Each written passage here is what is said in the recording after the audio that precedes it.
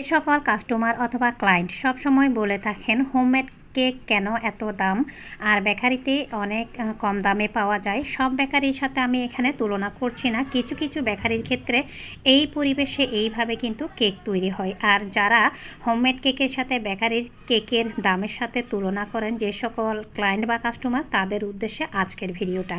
এখানে এই ডিমগুলি, সব ডিম যে ভালো আছে তার কোনো গ্যারান্টি বা সিকিউরিটি নেই। পাশে নিচে আশেপাশে চারপাশে দেখতে পাচ্ছেন এর পরিবেশটা কেমন। আমরা যারা হোমমেড কেক তৈরি করি তারা কিন্তু অনেক বেশি পরিষ্কার পরিচ্ছন্নভাবে, তাও আবার ফ্রেশ ক্রিম দিয়ে, ডালা ঘি বা সোয়াবিন তেল অ্যাড করা ছাড়াই কিন্তু আমরা কেক তৈরি করি। আর এক একটা কেকের ধরন, কোয়ালিটি, ফ্লেভার অনুযায়ী এর চার্জ বা দামটা হয়ে থাকে।